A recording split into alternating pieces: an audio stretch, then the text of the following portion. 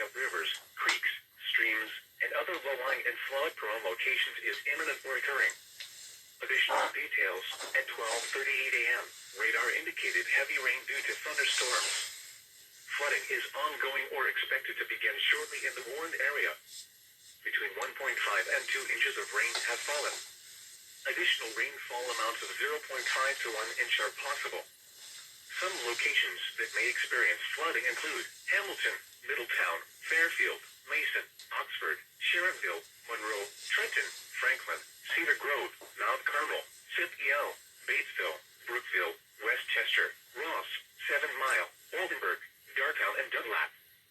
Turn around, don't drown when encountering flooded roads. Most flood deaths occur in vehicles.